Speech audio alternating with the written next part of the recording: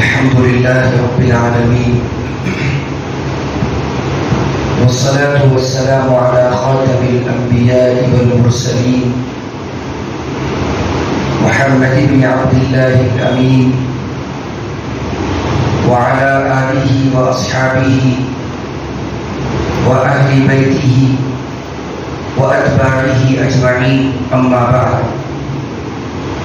قال الله عز وجل في كلامه المجيد: فأعوذ بالله من الشيطان الرجيم، بسم الله الرحمن الرحيم، وما أرسلناك إلا رحمة للعالمين.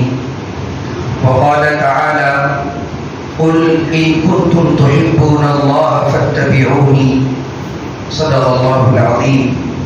وقال النبي صلى الله عليه وسلم: لا يؤمن أحدكم حتى يكون هواه تبعا لما جئت به، أو كما قال النبي صلی اللہ تعالی علیہ وسلم. انتہائی ادب و احترام کے لائق دینی اور ایمانی بزرگوں، معزز سامعین، ابھی ہم لوگوں کے سامنے سرکار دو عالم صلی اللہ علیہ وسلم کے احسانات کو بیان کیا گیا، بعثت نبوی کا مقصد بتایا گیا کہ نبی کریم صلی اللہ علیہ وسلم کو اللہ تعالیٰ نے اس دنیا میں کیوں بھیجا ہے. اور آپ کے سامنے جس آیت کی روشنی میں بات کی گئی ہے، اللہ تعالیٰ کا ارشاد ہے: لقد من اللہ علی المؤمنین.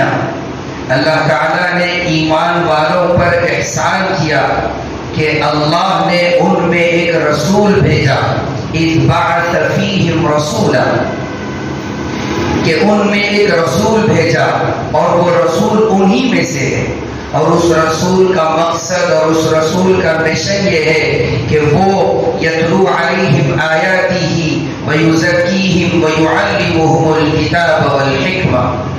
اس رسول کا مقصد یہ ہے کہ وہ انسانوں کو اللہ تعالیٰ کے احکامات بتلاتے ہیں اور انسانوں کا تزکیہ کرتے ہیں، ان کو کتاب و حکمت کی تعلیم دیتے ہیں. اور آگے اللہ نے فرمایا: وَإِن كَانُوا مِن قَبْلُ لَفِي ضَلَالٍ مُبِينٍ. نبی رحمت صلی اللہ علیہ وسلم کی بعثت سے پہلے، آپ کو دنیا میں بھیجنے سے پہلے تم کھلی گمراہی میں پڑے ہوئے تھے. حضرت سیدنا عیسیٰ علیہ السلام کے اٹھائے جانے کے 600 سال کے بعد محمد رسول اللہ صلی اللہ علیہ وسلم کی ولادت ہوتی ہے. اور اس 600 سال کا عرصہ کہ انسانیت بھول چکے تھے، جیسا کہ ابھی آپ کے سامنے بات آئی ہے کہ صرف اس بات کو لے کر کہ فلاں قبیلے کے اونٹ پہلے پانی پیے اور ہمارے قبیلے کے اونٹ بعد میں پانی پیے، صرف اس بات کو لے کر 100 سال تک لڑائیاں ہوتی تھی. اور جب باپ کے مرنے کا وقت قریب آتا تو وہ اپنے بیٹوں کو وصیت کرتا تھا کہ فلاں قبیلے سے ہماری لڑائی ہے، تم اس کو جاری رکھنا. اس قدر جہالت تھی.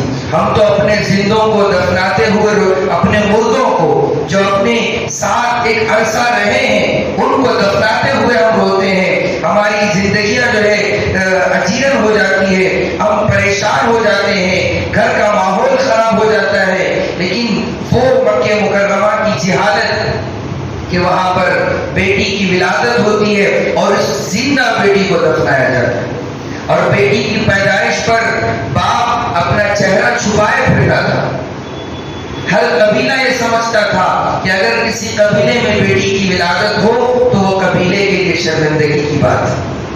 تو نبی رحمت صلی اللہ علیہ وسلم کو جو بھیجا گیا ہے، آپ کے بھیجنے کا مقصد یہی ہے کہ انسانوں کی غلامی سے نکالا جائے، اندھیروں سے نکال کر روشنی کی طرف لایا جائے. اور کیسی روشنی اور کیسا جو ہے معیار اس روشنی کا ہوگا کہ وہ لوگ جو معمولی باتوں پر خون کے پیاسے ہوتے تھے، وہ لوگ معمولی باتوں پر جن کے پاس صدیوں تک جنگیں ہوتی تھی، ایسے ماحول کو سرکار دو عالم صلی اللہ علیہ وسلم نے ایسا تبدیل کیا کیا کہ تاریخ انسانیت اس تبدیلی کو نہیں پیش کر سکتی کہ مہاجرین اور انصار کی محبت کے مہاجرین مکہ مکرمہ سے آ رہے ہیں، ان کا ایسا استقبال، ایسا اکرام، ایسا احترام کہ وہ انصار مہاجرین سے کہتے ہیں کہ آپ آئیے ہمارے شہر،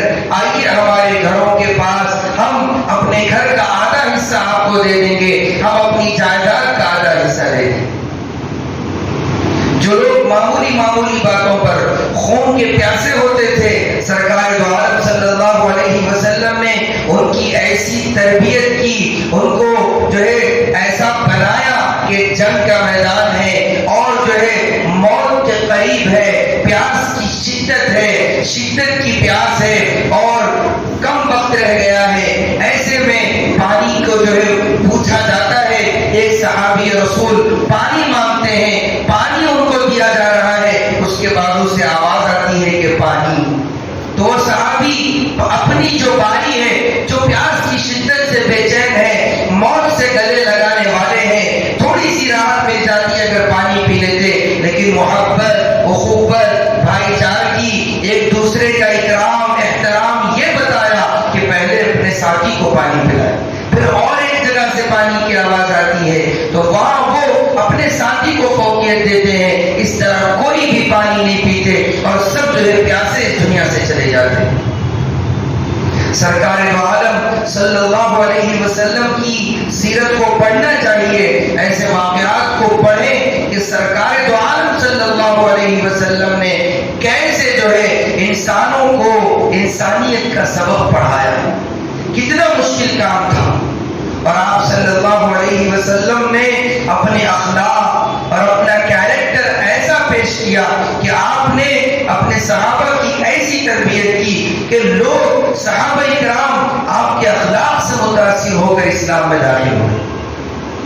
آپ کے اخلاق کی بے شمار مثالیں ہیں۔ ایک یہودی ہے مدینہ منورہ میں، اب اس نے یہ دیکھا کہ حضور کے اخلاق کی جتنی مثالیں اسلام سے پہلے یعنی محمد رسول اللہ صلی اللہ علیہ وسلم کی بعثت سے پہلے جتنی کتابیں اتری ہیں، جتنے صحیفے اترے ہیں، اس کے اندر جو اخلاق کے واقعات اور محمد صلی اللہ علیہ وسلم کی جو نشانیاں بتلائی گئی ہے، خاص طور پر تورات اور انجیل میں جو بیان کی گئی ہے، وہ یہودی نے اس کا مطالعہ کیا اور اس نے تمام چیزیں پائی، اور دو چیزیں رہ گئی تھی کہ وہ بڑی مشکل تھی اس کو جو ہے ان چیزوں کے بارے میں جاننا، اس پر تجربہ کرنا، اس لیے کہ حضور کو غصے کی حالت میں دیکھنا تھا اور حضور کو غصے پر قابو کرتے ہوئے دیکھنا تھا۔ جب جو انسان غصہ اس کو آتا ہی نہیں ہے تو غصے پر کیا قابو کرے گا،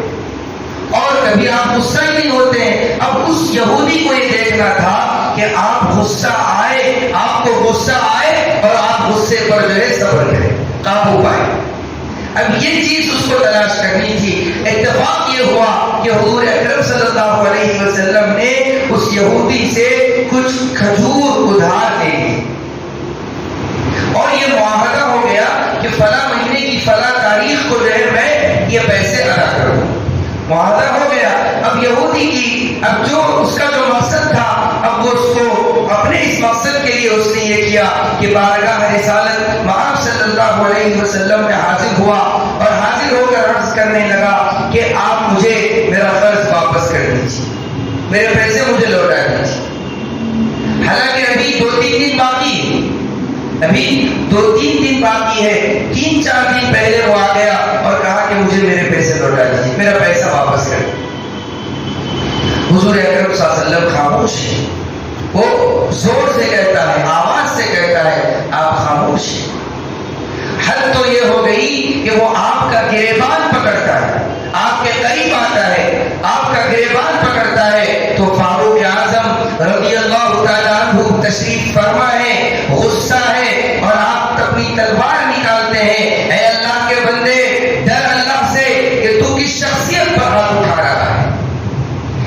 تو ابو حضرت عمر رضی اللہ عنہ نے کہا اے اللہ کے نبی آپ حکم کر دیجئے میں اس کا کام تمام کر دوں گا۔ تو اس موقع پر سرکار دو عالم صلی اللہ علیہ وسلم نے کو جو آپ حضرت عمر سے غصہ ہوئے اور فرمایا عمر تم کو تو یہ کہنا چاہیے تھا کہ آپ اس کے پیسے لوٹا دیجیے، اور بجائے اس کے تم یہ کہہ رہے ہو کہ تم اس کے ساتھ بدتمیزی کر رہے ہو۔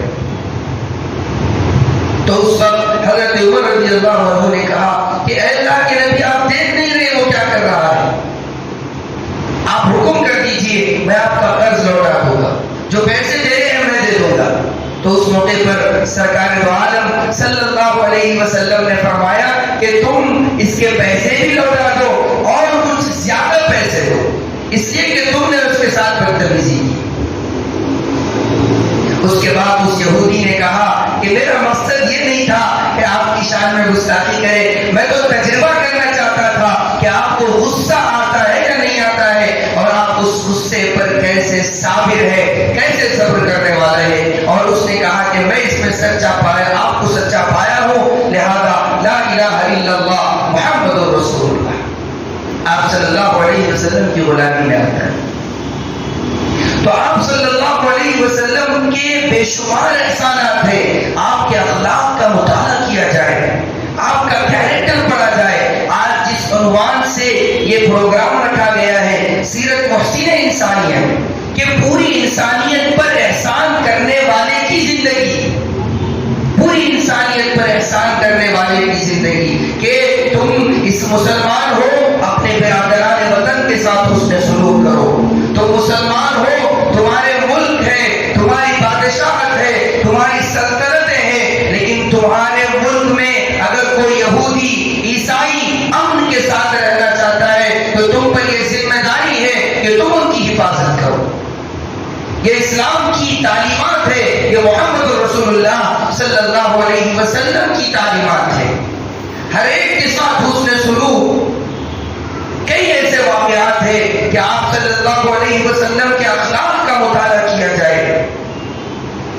جب ہم کیریکٹر پڑھیں گے، کیونکہ میں نے جس آیت کا انتخاب کیا ہے اس آیت کے اندر اللہ تعالیٰ کا ارشاد ہے کہ قل ان کنتم تحبون اللہ، اے نبی آپ کہہ دیجئے ان کنتم تحبون اللہ، اگر تم اللہ سے محبت کرتے ہو فاتبعونی، تو میری اتباع کرو، میری پیروی کرو۔ نبی آپ کہہ دیجئے، مطلب یہ ہے کہ محبت الہی، اللہ سے محبت ہے تو رسول کی اتباع ضروری ہے۔ اتباع رسول کے بغیر، اتباع رسول کے بغیر اللہ سے محبت کا دعویٰ کھوکھلا ہے، بے معنی ہے، اس کی کوئی حیثیت نہیں ہے، بے وزن ہے۔ اتباع رسول ضروری ہے، اور پھر اتباع رسول کے ساتھ محبت رسول کا دعویٰ مضبوط ہے۔ اگر کوئی بندہ عاشق رسول ہونے کا دعویٰ کرتا ہے، اپنے آپ کو محب رسول بتاتا ہے اور محبت رسول کے نعرے لگاتا ہے، لیکن اتباع رسول اگر نہیں ہے تو پھر وہ محبت کا دعویٰ بے معنی ہے، کھوکھلا ہے، بے وزن ہے۔ اتباع کیسی؟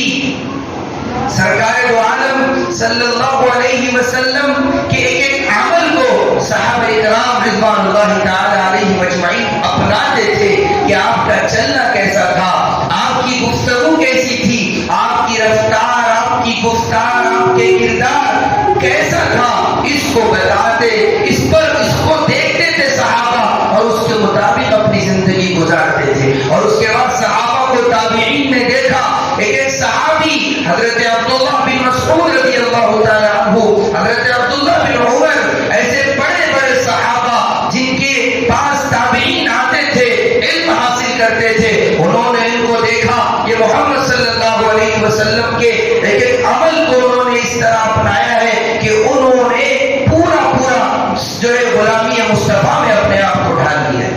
اس کے بعد تابعین نے اس کو دیکھا، تبع تابعین نے تابعین کو دیکھا، اولیاء اکرام نے دیکھا، ائمہ اکرام نے دیکھا، اس کے بعد علماء اکرام موجود ہیں، ہمارے سامنے رہتے ہیں، ان کی زندگیوں کو دیکھیں، اتباع رسول معلوم ہو۔ محبت رسول کیا ہے؟ اللہ کے نبی علیہ الصلوۃ والسلام نے فرمایا، ایک تو یہ ہے کہ لا یؤمن احدکم حتی اکون احب الیہ من والده وولده والناس اجمعین، کہ تم میں سے کوئی اس وقت تک ایمان والا نہیں ہو سکتا۔ اگر کوئی بندہ صرف لا الہ الا اللہ پڑھتا ہے اور محمد رسول اللہ نہیں پڑھتا ہے تو پھر وہ ایمان والا ہوگا؟ ہرگز نہیں ہوگا۔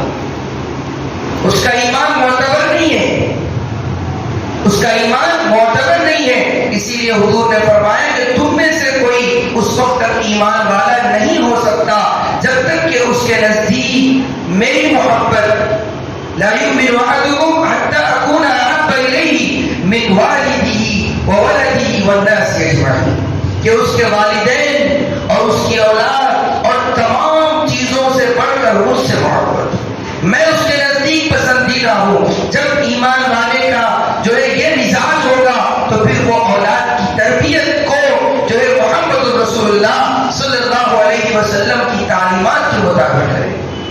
اولاد کی خواہشات، ان کا خوش ہونا، ان کا ناراض ہونا، اس کو اس کی پرواہ نہیں ہوگی، اس کو محمد رسول اللہ صلی اللہ علیہ وسلم کی تعلیمات کی پرواہ ہوگی۔ والدین بچہ ہے تو اس کو ماں باپ سے بہت محبت ہوتی ہے، بے حد محبت ہوتی ہے، اور جب وہ صاحب اولاد ہو جاتا ہے تو پھر اولاد سے محبت ہو جاتی ہے۔ اولاد کی محبت والدین کی محبت پر غالب آ جاتی ہے۔ جب انسان کو اولاد ہو جاتی ہے تو اولاد سے بھی محبت، کہ میرے بچے کی خواہش یہ ہے، میرے جو ہے فلاں بچے کی خواہش سے یہ ہو گیا، بچوں کی خواہش ہے، اور تمام لوگوں سے بڑھ کر لوگ کیا بولیں گے، لوگ کیا سمجھیں گے اگر ہم ایسا نہیں کریں گے تو۔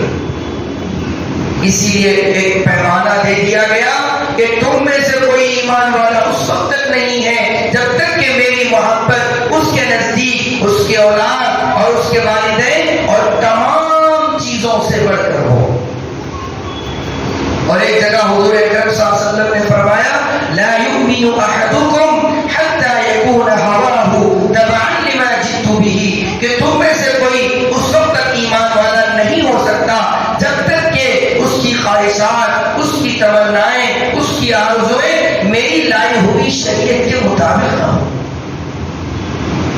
یہ پیمانہ ہے، یہ دلیل ہے کہ اس عاشق رسول ہونے کی، محب رسول ہونے کی اس دلیل کو ہمیں دینا ہے۔ بازاروں میں جو سرکار دو عالم صلی اللہ علیہ وسلم کی ابھی نبوت کا اعلان نہیں ہوا ہے، آپ پیدا ہوتے ہیں تو دنیا میں روشنی آ جاتی ہے اور پھر ایک انقلاب دنیا دیتی ہے۔ آپ تو جو ہے سید الانبیاء ہے، امام الانبیاء ہے، کہ آپ نبیوں کے سردار ہیں، جیسا کہ کہا جاتا ہے، اور یہ حق ہے کہ محمد نہ ہوتے تو نہ زمین ہوتی نہ آسمان ہوتا، اور اس کائنات کا نظام نہیں ہوتا۔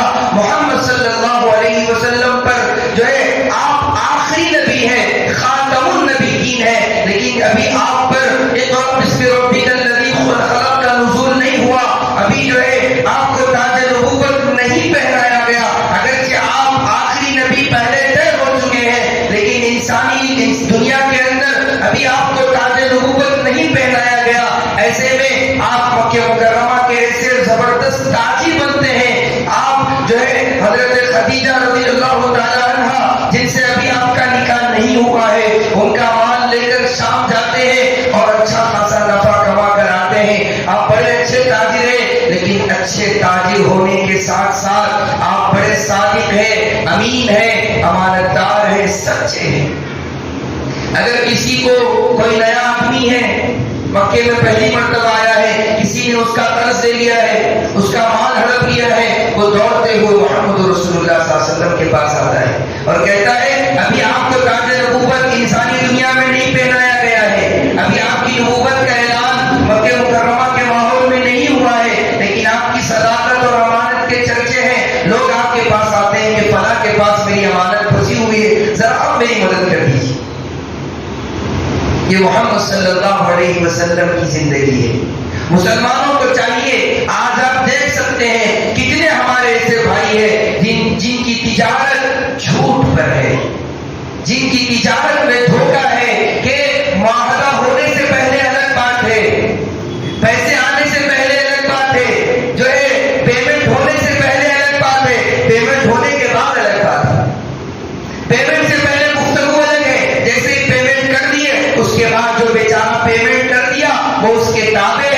اب وہ اس سے جو ہے محنتیں کر رہا ہے، سماجتیں کر رہا ہے۔ اگر کسی کے پاس اور طاقت ہے، تعلقات ہے، تو وہ اس پر جو ہے ناز کر رہا ہے۔ لائیے محمد رسول اللہ صلی اللہ علیہ وسلم جیسا تاجر مسلمانوں کے بازاروں میں، تجارت کے میدان میں دیکھیے کہ کیسے حضور اکرم صلی اللہ علیہ وسلم نے اپنا کردار پیش کیا۔ انسانوں کو بتایا، ظلم اور اندھیرے سے نکالا۔ سودی نظام کیسا پھیلا ہوا تھا کہ ایک شخص اس زمانے میں بڑا مالدار ہوتا تھا۔ آج کے جو بڑے بڑے مالدار ہیں وہ شیئرز پر ہوتے ہیں، بڑی بڑی کمپنیاں شیئرز پر کھڑی ہے، لاکھوں کروڑوں لوگوں کے شیئرز دے کر وہ ایک مالدار بنتا ہے۔ اور اس زمانے میں بڑے بڑے مالدار تھے، لیکن جیسے ہی سود کی حرمت نازل ہوئی، سود حرام ہے، احل اللہ البیع وحرم الربا، اللہ نے بیع کو حلال کیا اور سود کو حرام کر دیا۔ جیسے یہ اعلان ہوا، بڑے بڑے صحابہ، جیسا کہ روایتوں میں بات ملتی ہے، حضرت عباس رضی اللہ تعالیٰ عنہ جن کی بہت زیادہ پیسہ جن کا مارکیٹ میں پھیلا ہوا تھا، سود پر دیے ہوئے تھے، بہت زیادہ پیسہ تھا، اس زمانے کے بڑے بڑے کروڑ پتی وہاں تک نہیں پہنچ سکتے تھے، لیکن جیسے یہ اعلان ہوا آپ نے سب معاف کر دیا۔ کیسے ان کے نمونے دے سکتے ہیں؟ تربیت حضور نے ایسی کی، ایسا ان پر احسان کیا، جیسا کہ حضرت فاروق اعظم رضی اللہ تعالیٰ عنہ اپنے دور خلافت میں کہا کرتے تھے، یہ عمر جس کو صحیح سے بکریاں چرانا نہیں آتا تھا، اونٹ نہیں چرا سکتا تھا، آج وہ 22 لاکھ مربع میل پر حکومت کر رہا ہے۔ یہ محمد صلی اللہ علیہ وسلم کی تربیت کا نتیجہ ہے۔ اسی لیے اور پھر اللہ تعالیٰ نے آپ کی شان میں کیا بیان کیا؟ وَمَا أَرْسَلْنَاكَ إِلَّا رَحْمَةً لِلْعَالَمِينَ، اے نبی ہم نے آپ کو جہانوں کے لیے رحمت بنا کر بھیجا ہے۔ تو جب ہمارے نبی پورے جہانوں کے لیے رحمت ہے، آپ رحمت ہے انسانوں کے لیے، آپ رحمت ہے جنوں کے لیے، جنوں کو آپ نے حق کی دعوت دی، آپ رحمت ہے جانوروں کے لیے، اونٹنی آ کر آپ کے سامنے اپنے آقا کی شکایت کر رہی ہے، آپ رحمت والے ہیں احد پہاڑ پر، احد پہاڑ یہ کہتا ہے کہ مجھے حضور سے محبت ہے، اور حضور یہ کہتے ہیں کہ مجھے احد پہاڑ سے محبت ہے۔ آپ تمام جہانوں کے لیے رحمت ہے، ہر شے پر آپ کی رحمت ہے۔ تو جب ہم ایسے رحیم اور ایسے مشفق اور ایسے محسن نبی کے ہم امتی ہیں، تو ہم پر بھی یہ ذمہ داری ہے کہ رحم و کرم کا معاملہ بازاروں میں، گلیوں میں، محلوں میں، پڑوسیوں کے ساتھ، رشتہ داروں کے ساتھ، جو توڑے ان سے جڑنے کا مزاج رشتہ دار ہوتے ہیں، جو توڑتے ہیں، حضور نے فرمایا سل من بتا، جو توڑے اس سے جڑو، جو تم سے دور جائے اس سے قریب ہو جاؤ۔ اگر تمہاری عزت جا رہی ہے اس کی وجہ سے، آ جانا حشر کے میدان میں، جام کوثر مجھ سے پی لے لینا، اور جو تم سمجھتے ہو کہ عزت چلی گئی ہے حشر کے میدان میں آ جانا اور مجھ سے لے لینا۔ لیکن ہمارا معاملہ اس سے الگ ہے، صرف اس بات کو لے کر کہ آپ کی گاڑی ہمارے گھر کے سامنے آ کے کھڑے ہوگی، آپ کی گاڑی ہمارے دکان کے پاس آ کے ٹھہر گئی، اور جو ہے آپ کی میری پارکنگ میں آپ گاڑی رکھ دیے، یہ لگتا ہے کہ یہ محلے میں نئے آئے ہیں، ان کو ابھی نہیں معلوم ہے۔ یہ چیزیں، یہ ایک عاشق رسول کا مزاج نہیں۔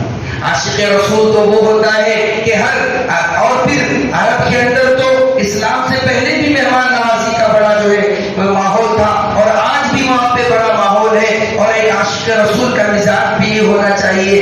ہر جو ہے بھوکے کو کھانا کھلانا ہے، اپنی جو حیثیت ہے اس کے حساب سے کھلائے۔ آج کل تو مسئلہ ایسا ہے کہ ہم کھلائے تو بریانی کھلائیں گے ورنہ کچھ نہیں کھلائیں گے۔ پہلے یہ ہوتا تھا کہ اگر کسی کے گھر مہمان جاتے تو ان کے سامنے دسترخوان رکھ دیا جاتا تھا، جو سوکھی روٹی ہے، دال ہے، اس کو رکھ دیا جاتا تھا۔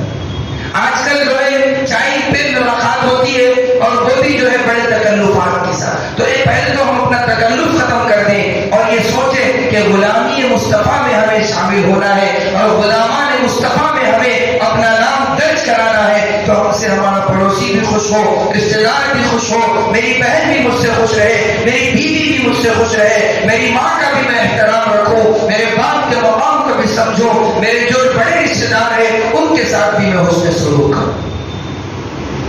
یہ سرکار دو عالم صلی اللہ علیہ وسلم کی لائی ہوئی شریعت ہے۔ شریعت یہ نہیں ہے کہ صرف دعویٰ کرنا رسول ہوں اور پھر اپنی زبان سے کسی دوسرے بھائی کو تکلیف پہنچانا، کسی کو بھی تکلیف پہنچانا کہ بھئی آپ کا یہ عمل غلط ہے، اصل عمل یہ ہے، نہیں۔ آئیے سرکار دو عالم صلی اللہ علیہ وسلم نے فرمایا قرۃ عینی فی الصلاۃ، میری آنکھوں کی ٹھنڈک نماز میں ہے۔ آئیے تمام عاشق رسول آئیے روزانہ 5 وقت نمازوں کی پابندی کریں۔ حضور نے فرمایا لی جانے حق، پڑوسی کے لیے جو ہے اس کے ساتھ اکرام کرنا، احترام کرنا۔ آئیے ہر عاشق رسول یہ عہد کر لے کہ میرا پڑوسی مجھ سے کبھی ناراض نہ رہے۔ عاشق رسول جھوٹ نہیں بولتا، یہ عہد کرنا چاہیے۔ دعویٰ کرنا، عشق نبی کا دعویٰ تو سارے انسان کرتے ہیں، منافقین نے بھی کیا تھا عشق نبی کا دعویٰ، لیکن ضرورت اس بات کی ہے، جنگ کا میدان ہے، جنگ کا میدان ہے، اعلان ہو رہا ہے۔ آئیے اعلاء کلمت اللہ کے لیے، اللہ کے کلمے کی سربلندی کے لیے آئیے۔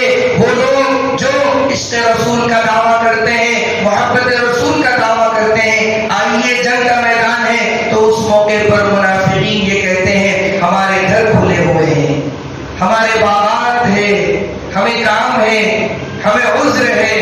اور جب مال غنیمت کی تقسیم کا مسئلہ ہے اور جب دیکھ رہے ہیں کہ مسلمان کامیاب ہو رہے ہیں، جنگ فتح کی طرف جا رہی ہے، تو وہ شامل ہوتے ہیں اور کہتے ہیں کہ ہم پریشان تھے، بے چین تھے، ہم تو وہیں تھے، ہمارا دل یہی تھا۔ یہ چیزیں چلنے والی نہیں ہیں۔ نمازوں کا اہتمام، تلاوت کی عادت، بڑوں کا احترام، چھوٹوں پر شفقت، سلام کو عام کرے اور گھورم گھوری کو ختم کر دیں۔ صرف جو ہے گاڑی لگ گئی، یہ ہو گیا، یہ ساری چیزیں ایک عاشق رسول کا مزاج نہیں ہے۔ کسی سے کسی کو خطرہ نہیں ہونا، یہ محمد صلی اللہ علیہ وسلم کے غلاموں کا محلہ ہے کہ کوئی طاقتور کمزور پر ظلم نہ کرے، کوئی صلاحیت والا کسی جو ہے ناواقف آدمی پر ظلم نہ کرے، کسی کے پیسے لے کر اس کو نہ ستائیں، کسی سے قرضہ لے کر اس کو نہ ستائیں، اور کسی کی زمین لے کر اس کو نہ ستائیں، کسی کا حق نہ دبائیں۔ سچا عاشق رسول وہی ہے۔ اسی لیے حضور نے فرمایا المسلم من سلم المسلمون من لسانه ويده، مسلمان تو وہ ہے اس کی زبان اور ہاتھ سے دوسرے لوگ محفوظ۔ یہ چیزیں کب پیدا ہوگی؟ جب ہمارا تعلق علماء سے مضبوط ہوگا، اہل سنت والجماعہ کی جو ہے صحیح تعلیمات کو ہم سمجھیں گے اور جو ہے ہم علماء سے اپنا رشتہ مضبوط کریں گے۔ ہم وہی کام کریں گے جو علماء کر رہے ہیں، جو علماء ہمیں بتا رہے ہیں، جو حق ہے ہم اس پر عمل کریں گے اور توحید پر مضبوطی سے قائم رہیں گے۔ جیسے آپ کے سامنے ابھی توحید کی تعلیم بتلائی گئی کہ محمد صلی اللہ علیہ وسلم میں بالکل مخالف ماحول تھا کہ مکہ مکرمہ میں کعبۃ اللہ میں 360 بت رکھے ہوئے ہیں۔ ایسے ماحول میں آپ چلتے ہیں صفا پہاڑی پر۔ صفا پہاڑی وہ اس زمانے کے جو ہے سب سے بڑا میڈیا چینل تھا کہ لوگ وہاں پر چڑھ کر بڑے بڑے واقعات کا اعلان کرتے تھے۔ آپ صلی اللہ علیہ وسلم صفا پہاڑی پر چڑھتے ہیں اور اس پر چڑھ کر کہتے ہیں یا ایھا الناس، اے لوگوں، قولوا لا الہ الا اللہ، کہو اللہ کے سوا کوئی معبود نہیں ہے، تم کامیاب ہو جاؤ۔ جبکہ محمد صلی اللہ علیہ وسلم نے یہ اعلان کرنا آپ کو کتنا مشکل کام تھا کہ 360 کدھر اور ایک اللہ کی بات کدھر ہے، لیکن آپ نے مقابلہ کیا، بتایا۔ تو پھر ہر عاشق رسول کی یہ ذمہ داری ہے کہ وہ توحید پر مضبوطی سے قائم رہے۔ توحید پر مضبوطی سے قائم رہنے کا یہ مطلب نہیں کہ صحابہ کی شان میں گستاخی کی جائے، یہ مطلب نہیں کہ حضور کی شان میں گستاخی کی جائے، یہ مطلب نہیں کہ تابعین اور تبع تابعین کے مقام کو گرایا جائے، یہ مطلب نہیں کہ اولیاء کرام کی شان میں کمی کی جائے، یہ مطلب نہیں کہ علماء کرام کو غلط بولا جائے۔ توحید پر قائم رہے، اللہ کو ایک مانے، اللہ کو ایک جانے، وہی قادر مطلق ہے۔ زندگی اور موت کا مالک وہی ہے، اولاد کا دینے والا بھی وہی ہے، اولاد کو لینے والا بھی وہی ہے۔ میرا مرنا میرا جینا اللہ کے لیے ہے۔ اسی لیے اللہ نے فرمایا قل، اے نبی آپ کہہ دیجئے ان صلاتی ونسکی ومحیای ومماتی للہ رب العالمین۔ اے نبی میری نماز، اے نبی آپ کہہ دیجئے میری نماز، میرا روزہ، میری قربانی اور جو ہے میرا جینا، میرا مرنا سب اللہ کے لیے جو جہانوں کا پروردگار ہے۔ اس کے لیے بچوں کی ایسی تربیت ہونی چاہیے کہ غلط کام کی طرف نہ جائیں۔ میوزک وغیرہ سے احتیاط کیا جائے. نعت پڑھنے کا نعت پڑھنا بھی عبادت ہے, یہ بھی عبادت ہے. حضرت حسان بن ثابت رضی اللہ تعالیٰ عنہ کو حضور اکرم صلی اللہ علیہ وسلم منبر پر کھڑا کرتے تھے اور کہتے تھے کہ کہو اپنی نبی کی شان بیان کرو. تو نبی علیہ السلام کی نعت پڑھنا یہ عبادت ہے, لیکن اس کے اندر ڈی جے اور اس کے اندر جو ہے میوزک, یہ بالکل اسلامی تعلیمات کے خلاف ہے. ہمیں اپنے بھائیوں کی اصلاح اگر ہم نہیں کریں گے تو کون کریں گے؟ کہ ہمارے, جبکہ اسلام کے بارے میں فرمایا گیا اسلام کے 72 سے زیادہ شعبے ہیں. فَأَفْضَلُهَا قَوْلُ لَا إِلَٰهَ إِلَّا اللَّهُ, سب سے اعلیٰ درجہ یہ ہے کہ لا الہ الا اللہ کہنا. وَأَدْنَاهَا إِمَاطَةُ الْأَذَىٰ عَنِ الطَّرِيقِ, کہ راستے سے تکلیف دہ چیزوں کو ہٹانا ہے. تو کبھی ہمارے کسی عمل سے جو ہے کسی ہمارے بھائی کو تکلیف نہ ہو. اللہ تعالیٰ سے دعا ہے. دیکھیے سیرت پر گفتگو کرنا 1 گھنٹے میں یا 1 دن میں یا 1 مہینے میں یہ ممکن نہیں ہے. ایک ایمان والے کو تو سیرت النبی پوری زندگی پڑھنا چاہیے, کیونکہ سیرت لکھنے والوں نے یہ کہا, سیرت بیان کرنے والوں نے یہ کہا لا يمكن الثناء كما كان حقه, کہ آپ کی تعریف بیان کرنا یہ ممکن ہی نہیں ہے. اور فرمایا بعد خدا بزرگ تو یہ قصہ مختصر, اللہ کے بعد اگر کوئی ہستی ہے تو محمد رسول اللہ صلی اللہ علیہ وسلم ہے. تو محض ایک جلسے میں ایک پروگرام میں سیرت کو ہم نہیں بیان کر سکتے. سیرت کے بے شمار پہلو ہیں, علماء کتابیں لکھے ہیں, لکھ رہے ہیں اور لکھتے رہیں گے. بے شمار پہلو ہے. بچوں کے ساتھ آپ کیسے تھے, بڑوں کے ساتھ کیسے تھے, غیروں کے ساتھ, اپنوں کے ساتھ, سفر میں, حضر میں, جنگ کے میدان میں, عام حالات میں, آپ کی نماز, آپ کا روزہ اور آپ کا جو ہے ایک دوسرے کے ساتھ ایثار, اخوت, آپ کی مکی زندگی, مدنی زندگی, بعثت نبوی سے پہلے کی زندگی, آپ کی ولادت کے وقت کے حالات, تورات اور انجیل میں آپ کے تذکرے, آپ سے پہلے نبیوں نے آپ کی شان بیان کی. بہت پہلو ہے اور بہت لمبا موضوع ہے. اللہ تعالیٰ سے دعا ہے اللہ تعالیٰ ہم تمام کو سچا پکا عاشق رسول بنائے, اور اللہ تعالیٰ ہم تمام کو سرکار دو عالم صلی اللہ علیہ وسلم کی شفاعت نصیب فرمائے, اور حوض کوثر پر حضور کے ہاتھوں اللہ تعالیٰ ہم تمام کو جام کوثر کی سعادت نصیب فرمائے. جو باتیں حق تھی اس پر عمل کی توفیق عطا فرمائے. ناسمجھی و نادانی میں جو باتیں غلط نکلی ہے اللہ تعالیٰ اس سے حفاظت فرمائے. آمین. وآخر دعوانا ان الحمد للہ رب العالمین.